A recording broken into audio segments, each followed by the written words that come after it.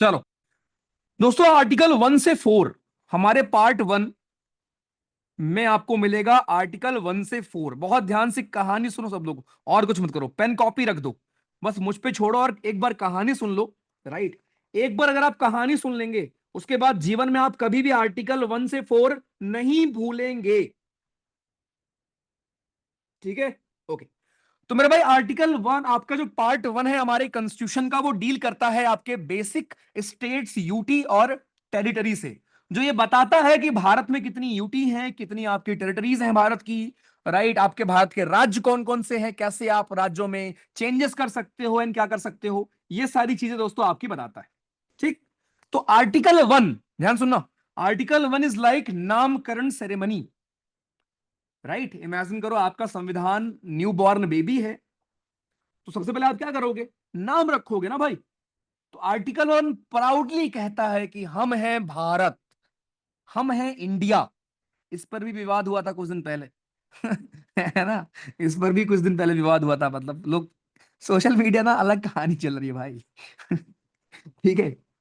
मतलब लकली आप बताऊं, आप फौज में रहोगे ना, तो आपको वैसे उतना फर्क नहीं पड़ेगा सोशल मीडिया से, और वो अच्छी चीज है यार। इसीलिए देखो, फौज में सब बैन है भाई। बैन लोग यूज करते हैं लोग, नो डाउट, लेकिन फौज को पता है भाई फौज को पता है कि बकलोली होती है भाई बस सोशल मीडिया पर। क्योंकि कीबोर्ड में लिखने में कुछ जाता नहीं ना भाई कीबोर्ड पर लिखकर लोग अटैक कर दिए, सब कुछ कर देते हैं, है ना। और रियलिटी में जिनको लड़ना पड़ता है, राइट, मेरी वाली मेहनत उनकी होती, और कीबोर्ड पर तो भाई कुछ भी रहता है। ठीक, चलो। तो आर्टिकल 1 कहता है, आर्टिकल 1 में मेंशन है कि हमारे देश के दो नाम है। India, that is Bharat. India जो कि भारत है। तो सबसे पहले आर्टिकल 1 में दोस्तों आपका नामकरण होता है, जो कहा जाता है भैया कि हम भारत हैं और हम यूनियन होंगे स्टेट्स के। राइट, इसका मतलब क्या हुआ भैया? चलो मैं लिखते हुए बताता हूं आपको, ठीक है। तो मेरे भाई, आर्टिकल 1 में ये बोला गया, आपका सबसे पहले बच्चा हुआ है तो हम लोग नामकरण करेंगे। नामकरण में हमने बोला कि भाई इंडिया विच इज भारत, या इंडिया दैट इज भारत। ये जो है दोस्तों हमारा इंडिया और भारत, ये आपका यूनियन ऑफ स्टेट है। It is union of state. इसका मतलब क्या होता है भैया? दोस्तों, यूनियन का मतलब यह होता है कि राज्यों का समूह है। दैट मीन्स कि भारत को हमने अलग अलग राज्यों में डिवाइड कर रखा है। एक आपका होता है federation. What is federation? Federation का दोस्तों मतलब यह होता है आपका कि आपके हमारे अलग अलग राज्य आपस में आते हैं, जुड़ते हैं और एक फेडरेशन बनाते हैं। लेकिन भारत में ऐसा नहीं है ना। क्या भारत में ऐसा है क्या कि यूपी वाले आए, बिहार वाले आए, पंजाब वाले आए, राजस्थान वाले आए, हिमाचल वाले आए और मिलकर डिसाइड किया कि भाई बंधु क्या कर रहे हो, क्या चल रहा है, आओ एक काम करते हैं, भारत के साथ जुड़ जाते हैं? ऐसा नहीं हुआ था ना भारत में। ये सेम चीज अमेरिका में हुई है। अमेरिका में जो आपके 50 राज्य है ना, यूएसए में दोस्तों आपके 50 स्टेट्स हैं, अमेरिका में 50 राज्य हैं, ठीक है। ये अमेरिका के 50 राज्य जो हैं, सबके पास इंडिविजुअल ऑटोनॉमी है, इंडिविजुअल उनके पास पावर है। वहां एक फेडरेशन है हमारा, वहां राज्यों ने आपस में डिसाइड किया है कि हम भैया यूएसए के अंडर आएंगे, ठीक है। लेकिन यहां पर ऐसा कुछ नहीं है भाई, भारत में ऐसा कुछ नहीं है। तो भारत इज अ यूनियन, ध्यान रखना, फेडरेशन नहीं। इसका मतलब क्या हुआ पता है? इसका मतलब हमारे राज्यों के पास ये पावर नहीं है कि वो अलग हो सके यूनियन से। कल के दिन अगर यूपी, बिहार, हरियाणा, आपका उत्तराखंड, राजस्थान, पंजाब अगर एक कोशिश करे कि हमको भारत के साथ नहीं रहना, अब स्टिल कुछ नहीं हो सकता। क्यों? बिकॉज भारत ऐसे नहीं बना कि एक एक राज्य जोड़ के बना हो, नहीं। पहले भारत बना, फिर उसमें हमने राज्य बांटे। तो ये चीज ध्यान रखना। इसीलिए हम भारत को क्या कहते हैं दोस्तों? इसीलिए हम भारत को कहते हैं कि India is a indestructible union, indestructible union of a destructible state. इसका मतलब क्या हुआ भैया? अंग्रेजी हो गई तो। इसका मतलब यह हुआ कि भारत जो है वो इनडिस्ट्रक्टिबल यूनियन है, मतलब भारत को आप तोड़ फोड़ नहीं सकते हो, लेकिन भारत के राज्यों को आप कर सकते हो। किसी की बाउंड्री चेंज कर दो, नाम चेंज कर दो, है ना, वो सारे काम आप कर सकते हो। इसलिए भारत को कहते हैं Bharat is a indestructible union of a destructible state. चलो, आर्टिकल क्लियर, खत्म। तो भाई नामकरण हमारा हो गया, ओके। अब आर्टिकल 2 में आते हैं, राइट। तो सोचो, जो आपका हमारा इमेजिन करो, भारत बनकर तैयार हो गया, नया घर बनकर तैयार हो गया। अब लैंडलॉर्ड कहता है कि अगर कोई और एक बंदा तुम्हारे साथ रहने आ जाए तो मजा ही आ जाए। इमेजिन करो कोई नया घर बना, उसमें लैंडलॉर्ड ने आपको बोला कि भाई तुम किराए पर रह रहे हो ना, एक काम करो, किसी और को भी अपने साथ जोड़ लो यार। ठीक, खत्म। ये है आपका हमारा आर्टिकल 2। फिर आर्टिकल 3। आर्टिकल 3 इज लाइक कि सर रूम छोटा पड़ रहा है हमारा, तो एक काम करो, जरा बुलाओ मैकेनिक, सॉरी उसको, मिस्त्री को बुलाओ और इसकी दीवार तोड़ो, और बगल वाले रूम को भी इसमें लो, क्योंकि अब हम 4 लोग रह रहे हैं यहाँ पर, बहुत लोग हो गए, पॉपुलेशन बहुत ज्यादा हो गई। तो बगल वाले रूम को भी अपने अंदर ले लो यहाँ पर। मतलब एरिया को बढ़ा दो, रूम को चेंज कर लो, एक रूम को दूसरे में कन्वर्ट कर दो, रूम की बाउंड्री चेंज कर लो, खत्म। यहां पर रूम का मतलब था मेरा स्टेट। आर्टिकल 2 आर्टिकल 3 की कहानी समझो। आर्टिकल 2 आपको पावर देता है कि आप नए राज्यों को इंटर कर सकते हो भारत में। यू कैन आप एडमिशन कर सकते हो नए राज्यों का भारत में। ठीक। आर्टिकल 3 बात करता है एग्जिस्टिंग स्टेट से, कि जो आपके भारत के एग्जिस्टिंग राज्य हैं, यूपी है, बिहार है ना, उत्तराखंड है, हिमाचल है, जितने भी आपके एग्जिस्टिंग राज्य हैं, आप चाहे तो इनकी बाउंड्रीज को अल्टर कर लें, आप चाहे तो इनके एरिया को चेंज कर लें, डिमिनिश कर दें, इंक्रीज कर दें, सब कुछ कर सकते हैं आप इनके साथ। छेड़छाड़ आप कर सकते हो राज्यों के साथ, खत्म। देन आता है आर्टिकल 4। आर्टिकल 4 कहता है भाई कि इसके लिए आपको constitutional amendment act, right, under article 368 उसकी नीड नहीं है। आप ये सारे काम सिंपल मेजोरिटी से कर सकते हो, खत्म। आ जाओ, तो मैं रिपीट करूंगा बढ़िया से, और एग्जाम में जो आएगा आप वो समझ में आएगा आपको। तो आर्टिकल 1 में दोस्तों बोला गया कि भारत क्या है। भारत बेसिकली, भारत का नाम बताया गया आपको, कि name of the country is Bharat, India that is Bharat. और ये है आपका यूनियन, फेडरेशन नहीं है, बस इतना ही है, खत्म। आर्टिकल 1 डिफरेंस जो मैंने आपको बताया। आर्टिकल 2।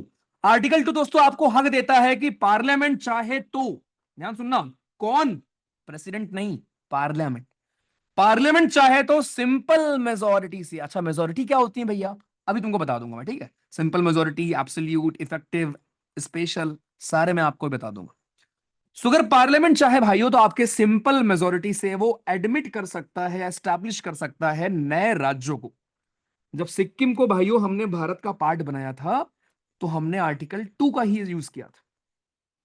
तो आप किसी भी नए एरिया को भारत का राज्य बना सकते हो, और ये करने के लिए आपको कॉन्स्टिट्यूशनल अमेंडमेंट चीज आर्टिकल 368 के तहत करने की नीड नहीं है। वो कहानी अलग से बताऊंगा मैं आपको। आर्टिकल 3 कहता है कि जो आपके एग्जिस्टिंग स्टेट्स हैं, मतलब आर्टिकल 3 और आर्टिकल 2 में मेन डिफरेंस क्या है। आर्टिकल 2 नए राज्यों की बात करता है, आर्टिकल 3 एग्जिस्टिंग राज्यों की बात करता है।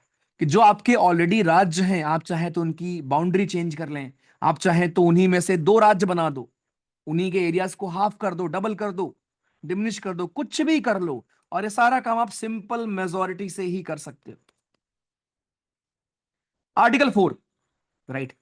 आर्टिकल 4 क्या कहता है कि जो भी कामकाज आप आर्टिकल 2 और 3 में करोगे, इसके लिए आपको दोस्तों कॉन्स्टिट्यूशनल अमेंडमेंट अंडर आर्टिकल 368 जो मेंशन है, उसको यूज करने की जरूरत नहीं है। अब आपके दिमाग में आएगा कि यार आर्टिकल 368 है क्या यार भैया, बार बार आप बोल रहे हो। आऊंगा उस पर भी मैं, लेकिन पहले चारों आर्टिकल में क्या है आपको वो क्लियर होना चाहिए यहां पर। ठीक, चलो दोबारा, बहुत ध्यान सुनना।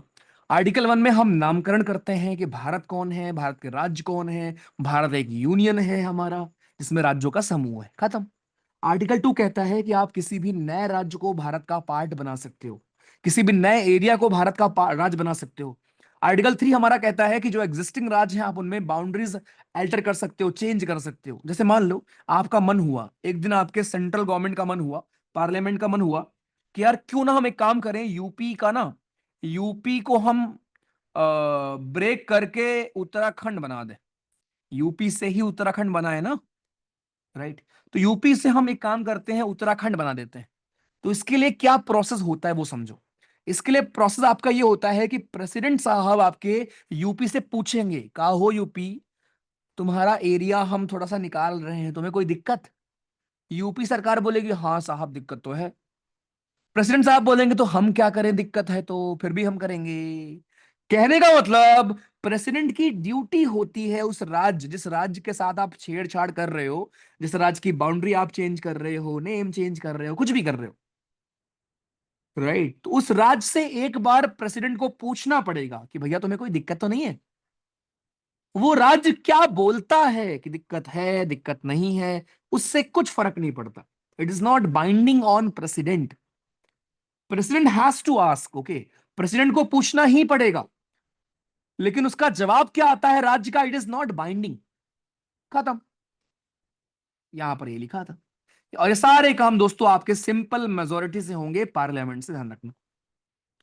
और आर्टिकल 4 कहता है कि ये सारे काम करने के लिए आपको आर्टिकल 368 की नीड नहीं है।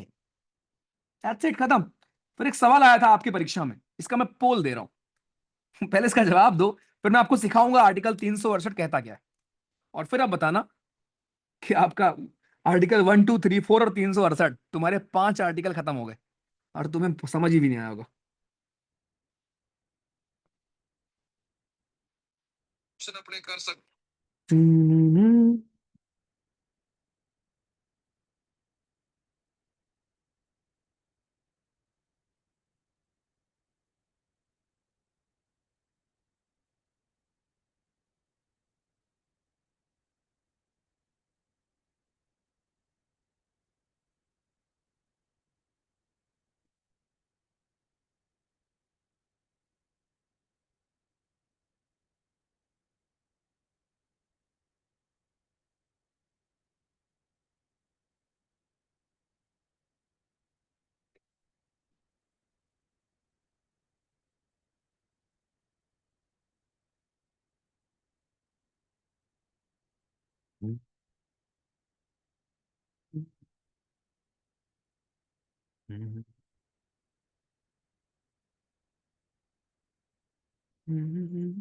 हो गया भाइयों?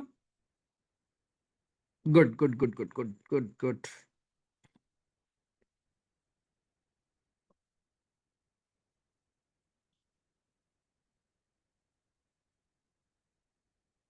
Very good.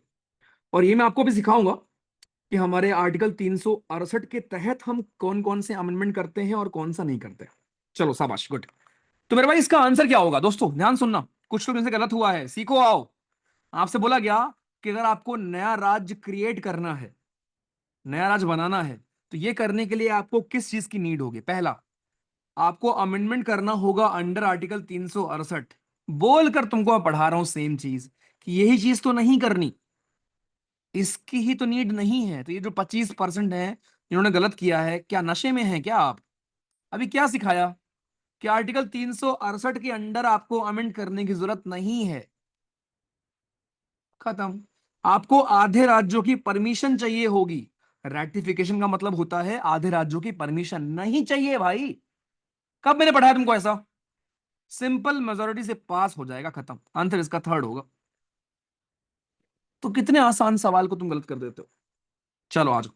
अब आर्टिकल 368 ऐसा है क्या जो आपने इतना सुन लिया? देखो बहुत ध्यान सुनना, बहुत ध्यान से समझना भाइयों, ठीक है? तो हमारे कॉन्स्टिट्यूशन के पार्ट 20 में मेंशन है दोस्तों, हमारे कॉन्स्टिट्यूशन के पार्ट 20 में मेंशन है आर्टिकल 368, जो ये कहता है कि you can amend the constitution. मतलब आर्टिकल 368 हमें तरीके बताता है कि how you can amend our constitution.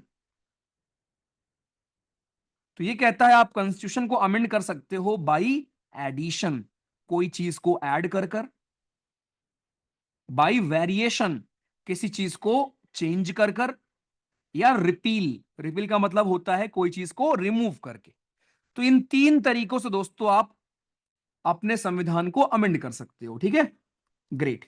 अब ध्यान देना, आर्टिकल 368 के अंडर दो तरीके आपके बताए गए, दो तरीके बताए गए हैं कि हम कॉन्स्टिट्यूशन को अमेंड कैसे कर सकते हैं। तरीका नंबर एक है कि आप कर सकते हैं स्पेशल मेजोरिटी से, ठीक है? और तरीका नंबर टू है कि आप कर सकते हैं स्पेशल मेजोरिटी से और साथ में आधे राज्यों की परमिशन से, 50% स्टेट्स के रेटिफिकेशन से, 50% स्टेट के रेटिफिकेशन से, खत्म। That's it. ओके। अब ना एग्जाम में कभी कभी सवाल आता है कि जरा यार ये बताओ कि भाई आप किन चीज को अमेंड करने के लिए हमें राज्यों की परमिशन लगती है। तो इसका बड़ा कॉमन सेंस है भाई साहब, जिन चीजों से राज्य भी अफेक्ट हो रहे होंगे उसके लिए आपको राज्यों की परमिशन चाहिए होगी।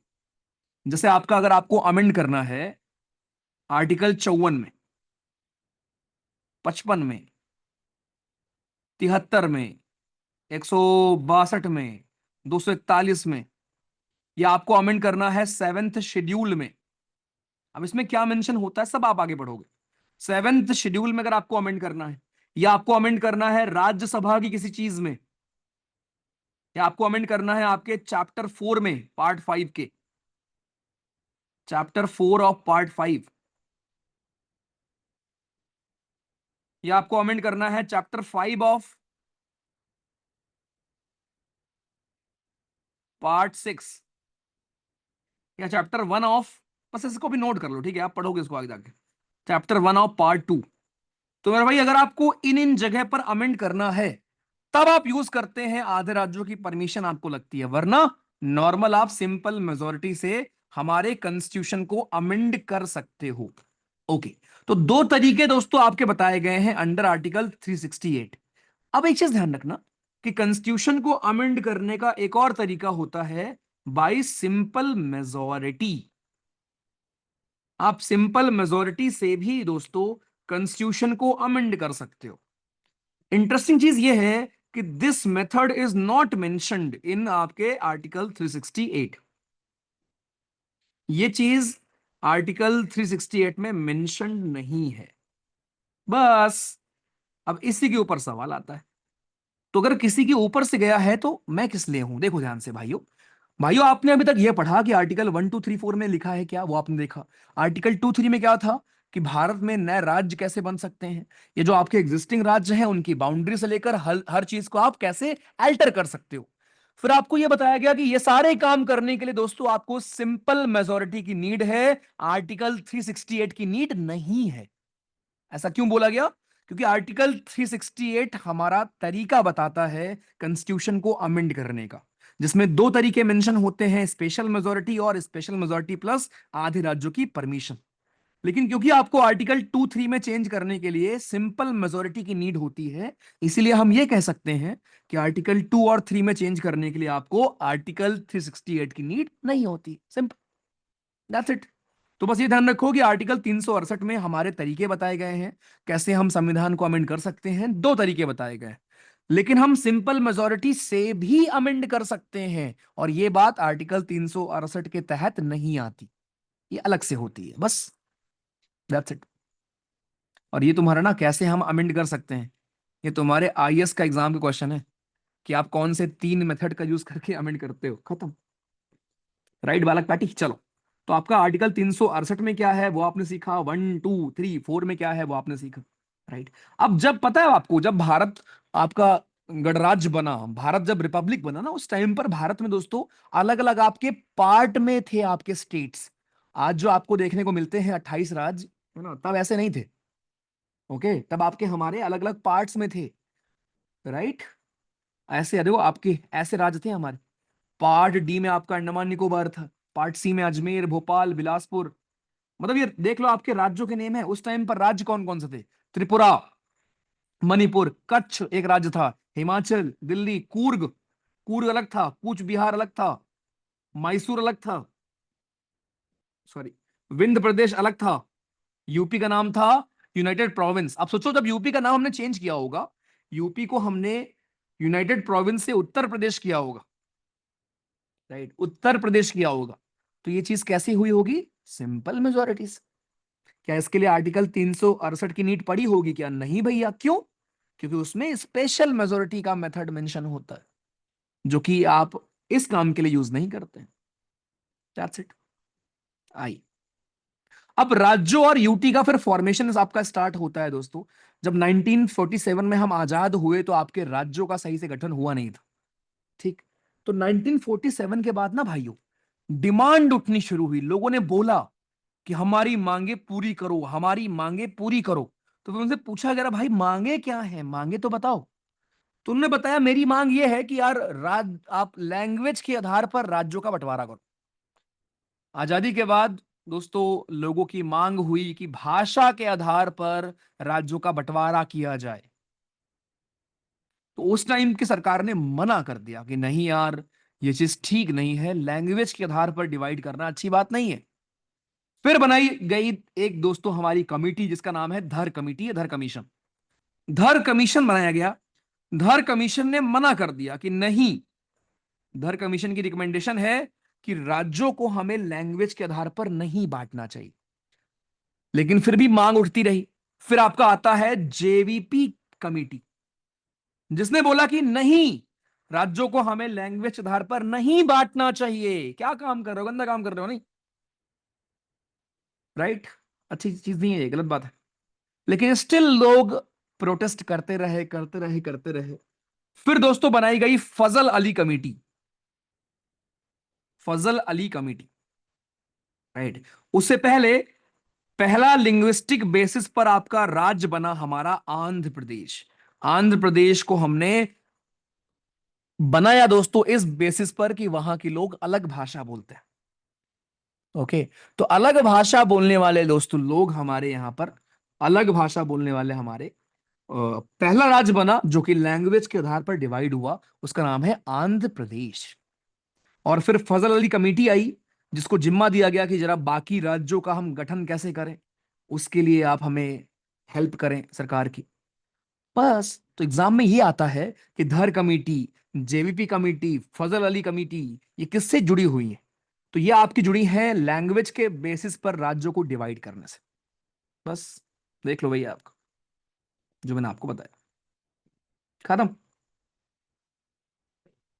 दैट्स इट भाई भैया जी। सो आर्टिकल 1 से लेकर 4 और आर्टिकल 368 मैंने 4 बार तुमको खुद से रिवाइज कर दिया है। ठीक है, अब बताइए दोस्त, मजा आया है अभी तक? पांचों आर्टिकल क्लियर, पूरी कहानी बढ़िया से क्लियर है, भारत में कैसे क्या क्या काम हो रहा है।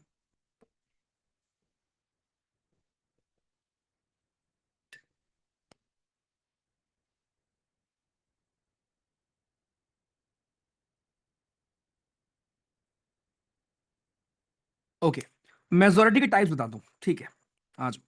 अरे पीवाईक्यू कितनी बार देखोगे यार, पीवाईक्यू। 370 क्या है?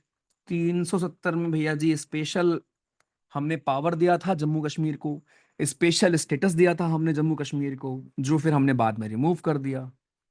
ठीक है। I had purchase a new notebook for polity. क्या करूं अब? क्या प्रॉब्लम है भाई? अरे बना लो प्लीज नोट्स यार, सॉरी मैंने मना कर दिया क्या? प्लीज बना लो। क्या क्या प्रॉब्लम है? एक ही प्रॉब्लम है कि नई नई कॉपी खरीदी थी भैया, आपने मना कर दिया नोट बनाने से। अरे प्लीज बना लो, ठीक है, कोई नहीं। वो तो मैं आपकी सुविधा के लिए कह रहा था यार। बनाओगे तो फायदा ही करेगा, नुकसान नहीं करेगा। देखो भाई, मेजोरिटी का मतलब क्या होता है, देखो, टाइप्स ऑफ मेजोरिटी पढ़ लेते हैं, फिर हमारा ये पूरा टॉपिक खत्म है। Types of majority.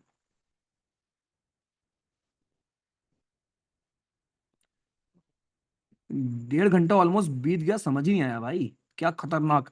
पॉलिटी में ना ये होगा, आप कहानी सुन लोगे और फिर देखोगे 2 घंटे बीत गए, अरे। लेकिन मजा आएगा और क्वेश्चंस होंगे आपसे, और फिर आपको याद भी रहेगा। ऐसे आप पढ़ोगे ना, आप एग्जाम में याद आएगा कि आर्टिकल 1 2 3 4 में क्या था भैया, 68 आर्टिकल क्या है हमारा। आई। तो मेरे भाई मेजोरिटी का, पहले बात, मेजोरिटी का मतलब क्या होता है? देखो, मेजोरिटी का मतलब होता है 50% प्लस वन, उसी को बोलेंगे ना मेजोरिटी। अगर यहां पर 20 लोग हैं, किसी को आपको 10 से ज्यादा वोट मिलेगा, तभी तो उसको मेजोरिटी मिली ना, राइट। ओके। तो मेरा इसका मतलब ये हुआ कि ऑलमोस्ट 51% या 50% से ज्यादा लोग अगर होंगे कहीं पर, उनको हम बोलेंगे मेजोरिटी, राइट। पहले जरा हम बात करेंगे किसकी, एक सेकेंड। हाँ जी, पहले हम बात करेंगे किसकी? पहले हम बात करेंगे सिंपल मेजोरिटी की। First will talk about simple majority.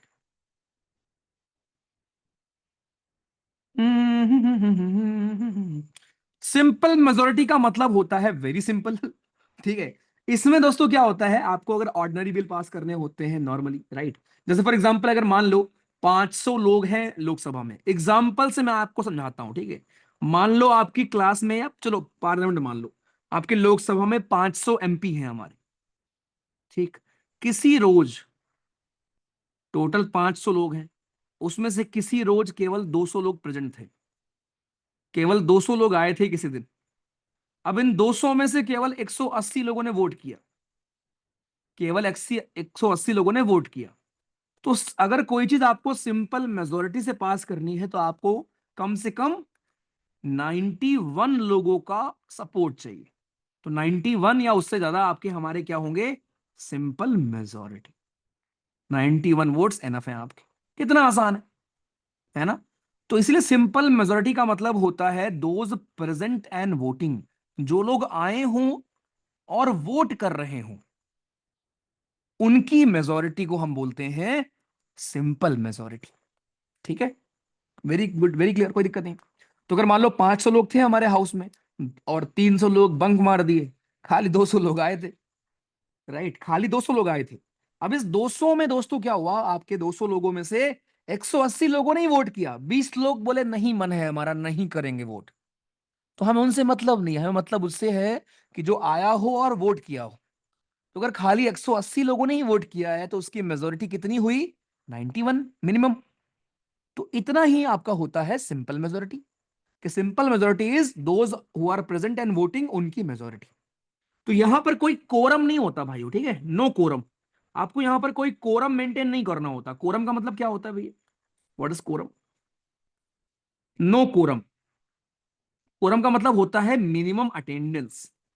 तो यहां पर कोई मिनिमम अटेंडेंस आपको मेंटेन नहीं करनी होती। नॉर्मली कोरम होता है 1/10 मेंबर का, ठीक है। नॉर्मली कोरम आपका होता है 1/10 मेंबर का। यहां पर आपका कोरम काउंट नहीं होगा, यहां पर हम कोरम से मतलब नहीं है। हमें बस मतलब है यार जितने लोग वोट डाल रहे हो उसकी मेजोरिटी, खत्म। कितना आसान है सोचो। तो आप सोचो भारत में राज्यों के साथ छेड़छाड़ करना कितना आसान है, उनका नाम चेंज करना, बाउंड्री चेंज करना, ये सारे काम आपके सिंपल मेजोरिटी से हो जाएंगे। यानी अगर 20 लोग, 40 लोग, 50 लोग आए हैं पार्लियामेंट में, 50 लोग वोट डाल रहे हैं, 26 लोग बोलेंगे तब भी हो जाएगा। इसी को बोलते हैं सिंपल मेजोरिटी। जितने लोग आए हैं उसमें से जो, मतलब जितने लोग वोट डाल रहे हैं उसकी मेजोरिटी को हम बोलेंगे सिंपल मेजोरिटी। चलो दूसरा, दूसरा भाइयों आपका होता है एब्सोल्यूट मेजोरिटी।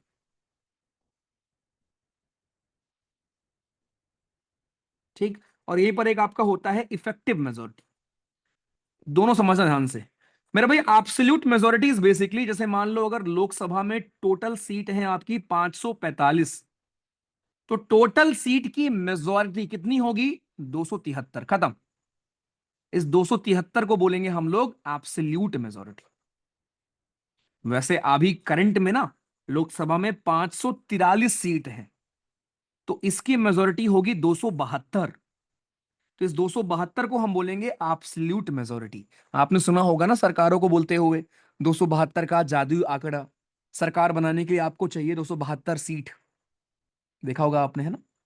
तो मेरे भाई absolute majority is very very simple. Absolute majority is जो आपकी टोटल स्ट्रेंथ है उसकी मेजोरिटी। तो आपको सरकार बनाने के लिए एब्सोल्यूट मेजोरिटी चाहिए होती है पार्लियामेंट में या लोकसभा में। आइए, अब आता है इफेक्टिव मेजोरिटी भाई।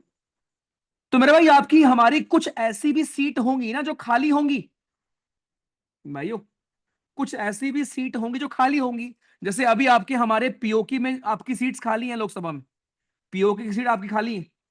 जो सीट्स आपकी खाली है, चलो मान लिया टोटल सीट है 543, उसमें से 5 सीट वैकेंट हैं जहां पर चुनाव नहीं हो पाए। हो सकता है कोई मर गया, हो सकता है वहां पर चुनाव ही नहीं हो पाया, जम्मू कश्मीर में चुनाव नहीं हो पाया, कहीं पर भी हो सकता है। अब आपकी स्ट्रेंथ आ गई 538। अब इस 538 की जो आपकी मेजोरिटी होगी दोस्तों, ठीक है, 538 की जो आपकी हमारी मेजोरिटी होगी, जो कि कितनी होगी, लगभग 270 सीट, ये होगी दोस्तों आपकी इफेक्टिव मेजोरिटी। तो इसको याद मत कर लेना, हाँ इसको याद रखना, ठीक है, इसको इसको याद रखना कि एब्सोल्यूट मेजोरिटी आपकी होती है 272 सीट, जिसका मतलब होता है टोटल सीट की मेजोरिटी। बट इफेक्टिव मेजोरिटी इसकी टोटल सीट में से जहां पर चुनाव नहीं हो पाया, जो आपकी वैकेंट सीट है, उन सीट्स को हम निकाल देते हैं, एंड देन जितनी सीट बचेंगी उनकी मेजोरिटी। फॉर एग्जाम्पल अगर मान लो 545 सीट हैं, 30 सीट आपकी वैकेंट है, मतलब हो गया 505 सीट। ठीक है, तो 505 सीट की मेजोरिटी कितनी हो गई आपकी, देख लेना कितनी हो गई, 253 सीट के आसपास हो गई। इसको बोलते हैं इफेक्टिव मेजोरिटी। अब इफेक्टिव मेजोरिटी का हम यूज कहां करते हैं भाइयों? इफेक्टिव मेजोरिटी का आप यूज करोगे स्पीकर या डिप्टी स्पीकर को रिमूव करने के लिए। आगे आप सब पढ़ोगे कहानी पार्लियामेंट में। और एक और चीज सुनो, मेरा बहुत जोर से मन है कि इसी वीकेंड में एक बहुत खतरनाक प्यारी क्लास ले लूं पार्लियामेंट की दोस्तों, जिसमें पूरा पार्लियामेंट खत्म कर दूं। सबसे बड़ा चैप्टर आपके होता है पार्लियामेंट, लक्ष्मीकांत में या किसी भी सब्जेक्ट में सबसे बड़ा टॉपिक है आपका पार्लियामेंट। लेकिन आई वांट कि मैं इसको एक फ्लो में आपको पढ़ाऊं और पूरी कहानी आपको देखने को मिलेगी कि क्या काम होता है लोकसभा का, राज्यसभा का, बिल कैसे पास होता है, स्पीकर क्या करते हैं, कैसे सभा आती है, कैसे सवाल पूछे जाते हैं, सवालों के टाइप, सवालों का कलर, मोशन क्या होता है, रेजोल्यूशन क्या होता है, प्राइवेट बिल क्या होता है, पब्लिक बिल क्या होता है, ऑर्डिनरी बिल क्या होता है, मनी बिल क्या होता है, आपके हमारे कॉन्स्टिट्यूशन अमेंडमेंट बिल क्या होता है, ज्वाइंट सिटिंग होगी नहीं होगी, होगी तो कौन प्रिसाइड करेगा कौन नहीं करेगा, कास्टिंग वोट क्या होता है, उसके बाद आपके बजट कैसे आता है, कैसे पास होता है, समन करना क्या होता है, प्रोक करना क्या होता है, डिसॉल्व करना क्या होता है, हाउस डिसॉल्व होगा तो लोकसभा में अगर जो बिल पेंडिंग है उनका क्या होगा, उसके बाद आपके हमारे तिजोरी कैसे कितने प्रकार की है, सरकार पैसे कहां से कमाती है, राइट। आपने पढ़ा था इकोनॉमिक्स में, खर्च कहां कहां करेगी, कैसे अगर आपको 1 रुपए निकालना है तो आपको पार्लियामेंट से पास करना पड़ेगा। ग्रांट्स हमारे क्या होते हैं, अगर मान लो कुछ पैसे दिए गए किसी डिपार्टमेंट को, पैसे खत्म हो गए और पैसों की नीड है, उसके लिए क्या कहेंगे उसको, और पैसा एडवांस में चाहिए उसको क्या बोलेंगे। ये करने के बाद आपके पार्लियामेंट की हमारी कमिटीज क्या होती हैं, एंड देन आपका पार्लियामेंट खत्म हो जाएगा। बट एक फ्लो में आप पढ़ोगे खतरनाक तरीके से, प्यार हो जाएगा तुम्हारा, समझे?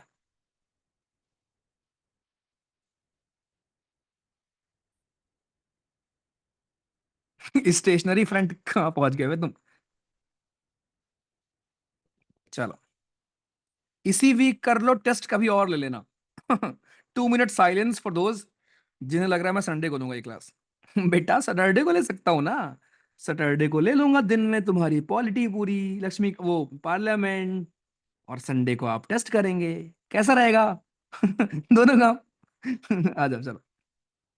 ओके, अभी कोई आएगा पूछेगा पॉलिटी कब खत्म होगी, क्योंकि उसके एग्जाम में पूछ सकता है ना ये सवाल। मतलब तुम्हारा ध्यान ना, सच बता रहा हूं, मुझे बहुत नफरत होती है इस सवाल से, ये जो कोचिंग वाला माइंडसेट है ना।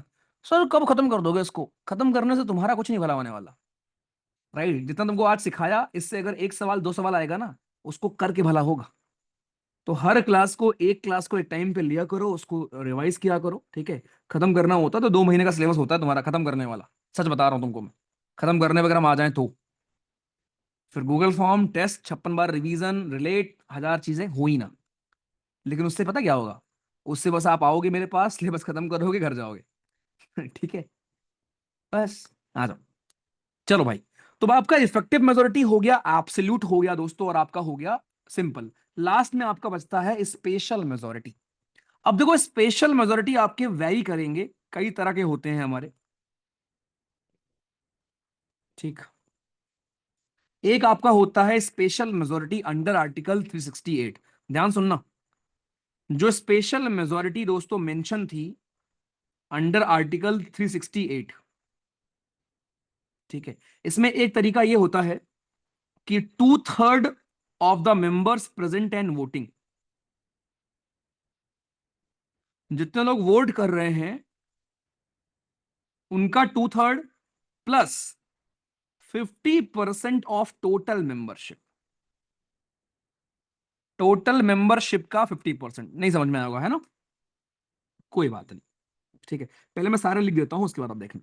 तो अगर आप कोई ऐसा काम कर रहे होते हैं, मैंने आपको बताया था कि कहां कहां आप राज्यों की परमिशन लेते हो, ठीक है।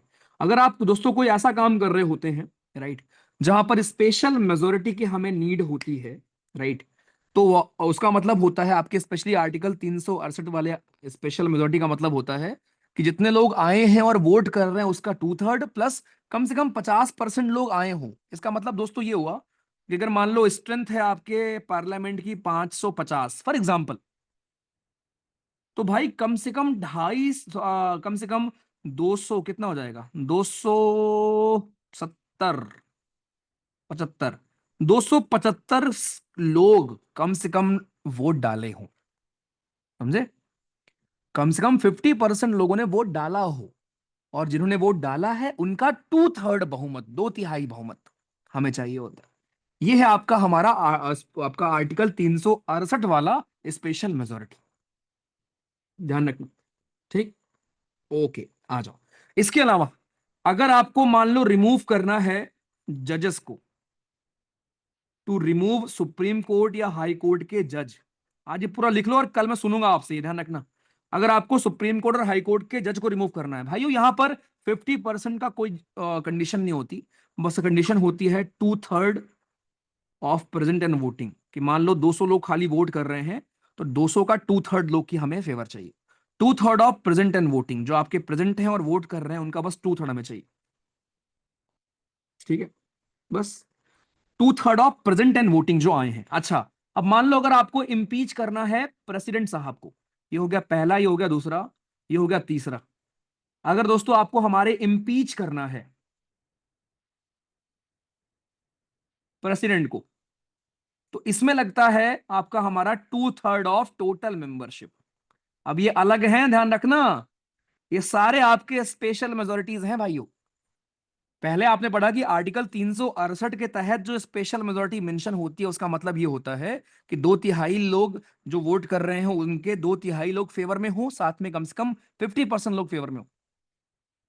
सुप्रीम कोर्ट या हाई कोर्ट के जज को रिमूव करना है तो उसमें ये कंडीशन है कि आपके जितने इसमें, उसमें आपका 50% वाला कंडीशन नहीं है, उसमें बस ये है जितने लोग आपके वोट कर रहे हैं उसका बस हमें 2/3 चाहिए।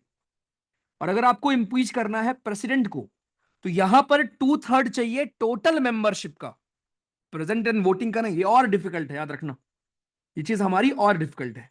और एक आपका जो आपने वर्क देखा कि आपको सिंपल मेजोरिटी भी चाहिए, साथ में राज्यों का कंसेंट भी चाहिए, राइट? देखा आपने वो, क्या सॉरी, स्पेशल मेजोरिटी भी चाहिए और आपको राज्यों का कंसेंट भी चाहिए। खत्म। तो ये सेम आपकी ये वाली मेजोरिटी चाहिए आपको, और साथ में 50% राज्यों की परमिशन भी आपको चाहिए। खत्म। चलो बाकी आगे जब आप देखो, जब आप पढ़ोगे ना, जब आपको पढ़ाऊंगा इम्पीचमेंट, आप पढ़ेंगे सुप्रीम कोर्ट हाई कोर्ट के जज को हम रिमूव कैसे कर रहे हैं, उस दिन आप ये सब देख लोगे कि कैसे किया है भैया जी, ठीक है?